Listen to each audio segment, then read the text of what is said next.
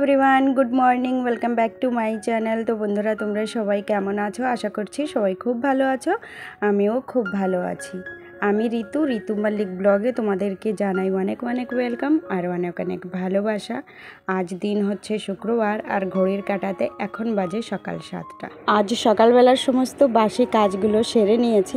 তারপর ওই যে চা করে দিয়ে দিয়েছি মাস্টার মশাইকে, আর 3 কাপ মতন রাখা রয়েছে, আমরাও খেয়ে নেব। তার মধ্যেই দেখি ভাতটাও হয়ে গিয়েছে। সকাল সকাল তোমাদের দাদা ভাইয়ের জন্য একটু সেদ্ধ ভাত করে দিই, তো সেদ্ধ ভাত খেয়ে চলে যায়। তারপর চা খেয়ে এই যে চলে আসলাম গাছগুলোতে জল দেওয়ার জন্য। এখানে দেখো টাইম ফুল গাছ লাগিয়েছিলাম 2 দিন আগে, বেশ সুন্দর ফুল ফুটেছে। ফুলের কালারটা সত্যি ভীষণই ভালো। আর এই টাইম ফুল গাছে যখন পুরো ভরে যায় আর সুন্দর ফুল ফোটে, দেখতে কিন্তু ভীষণই ভালো লাগে।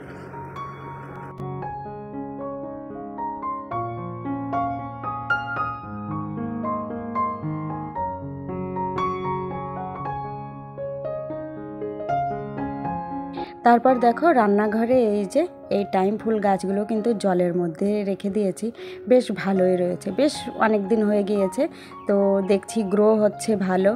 আর এই যে বাইরে এই লঙ্কা গাছটা দেখছি টবের মধ্যে না বেশি ভালো একটা হচ্ছে না। মনে মনে ভাবছি এটা উঠিয়ে কোনো জায়গায় মাটিতে লাগিয়ে দেব, তাহলে হয়তো গাছটা ভালো হবে। তারপর দেখলাম রান্নাঘরে 1 ফোঁটাও জল নেই। তো আমরা তো আমাদের কলের জল খাই না, ওই আমাদের এখানে গেট আছে, ওখান থেকেই জল এনে খাই।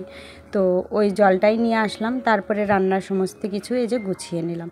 যেহেতু এই সময় আমাদের নিরামিষ চলছে, তো সমস্ত কিছু নিরামিষভাবেই রান্না হয়। আলু বরবটির তরকারি এখানে করছি।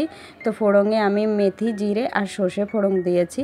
এটা কিন্তু একটু অন্য ধরনের রান্না, এর মধ্যে পেঁয়াজটা দিলে আরও ভালো লাগে। কিন্তু এই সময় যেহেতু আমাদের নিরামিষ চলছে, তাই পেঁয়াজ রসুন কিছুই খাওয়া হচ্ছে না, সমস্ত কিছু নিরামিষভাবেই রান্না করছি। এইদিকে বাটিতে দেখলে ওতে কিন্তু ধনের গুঁড়ি আমি গুলিয়ে রেখেছি। তো ওটাই আমি যখন ওই আলু আর বরবটি ভাজা হয়ে যাবে তার মধ্যেই দিয়ে দেব। আর এইদিকে আমি বসিয়ে দিয়েছি কচুরলতি। তো এই কচুরলতি বাছতেও কিন্তু অনেকটা সময় লাগে, কিন্তু খেতে সেই মজা লাগে। আমাদের দাদু মারা গিয়েছেন, আজকে 9 দিন হয়ে গিয়েছে। আর 9 দিন ধরেই আমরা নিরামিষ এই যে খাচ্ছি।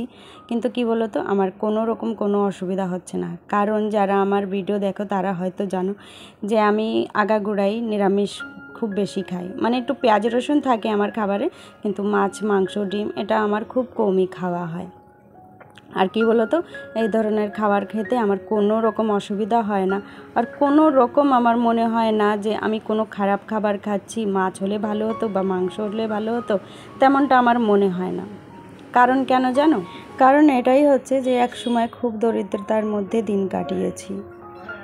খেতে বসলে তরকারি থাকতো না, মানে সেই ভাতটুক কী দিয়ে খাবো সেটার আর কোনো খোঁজ থাকতো না, খুবই কষ্ট হতো।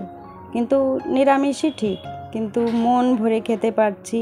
যদি কাউকে দিতেও হয় তাও কিন্তু অসুবিধা হয় না। আমি বাড়িতে কয়েকটা লোক আসলে তাকেও দিয়ে খাওয়াতে পারবো। আর নিরামিষ খাবার কোনো বাজে খাবার না, আমার তো তাই মনে হয়। আমার মনে হয় ঠাকুর আমাকে এই দিচ্ছে, আমাকে এতেই খুশি হতে হয়।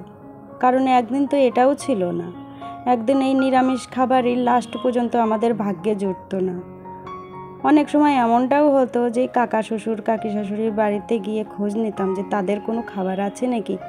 তাদের বাড়ি থেকে যদি ডাল বা তরকারি থাকতো তাহলে নিয়ে আসতাম। আর যদি দেখতাম তাদের বাড়িতে মাছ মাংস রান্না হয়েছে, চুপচাপ করে চলে আসতাম, লজ্জায় আর চাওয়ার সাহসই পেতাম না। তো যখন আমি সেই দিনগুলো কাটিয়েছি আর আজকে সমস্ত কিছু আমি পাচ্ছি, সে নিরামিষই বেশি খাই, নিরামিষই হোক, কিন্তু মনের মতন করে রান্না করে খেতে পারছি, যত খুশি খেতে পারছি।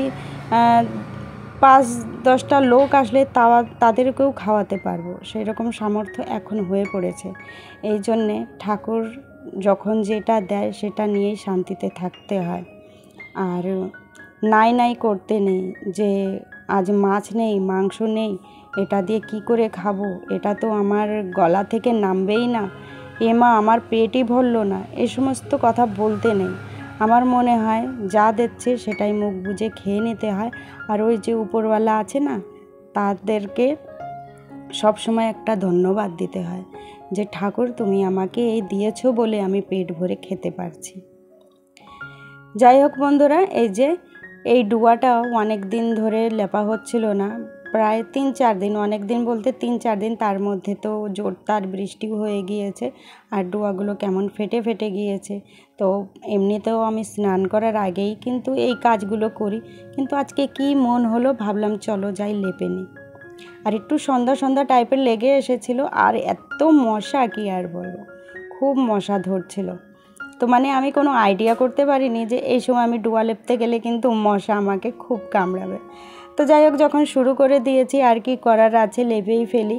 আর না লেপলে তো বাজে দেখা যাচ্ছিল, কারণ এই যে মাঝে খুব জোরদার বৃষ্টি হয়েছিল, এই যে এক জায়গায় কেটে গিয়েছিল আর এক জায়গায় এরকম মাটি কেটে গিয়েছিল, এই দুটো জায়গায় মানে একটু বাজে দেখা যাচ্ছিল। তো ভাবলাম না লেপলে ভালো লাগবে না, চলো লেপে ফেলি। আর মাটির ডোয়া এমনই জিনিস, বারে বারে লেপে নিলেই ভালো হয়। আর বৃষ্টির দিনে বৃষ্টি হয়ে যাওয়ার পর লেপে নিলে আরও ভালো হয়, সহজে লেপা পোছা হয়ে যায়, খুব বেশি কষ্ট হয় না। এই মাটি যদি পুরো শুকিয়ে যেত, লেপতে কিন্তু অনেকটা মাটি লাগতো আর খুব কষ্ট হতো।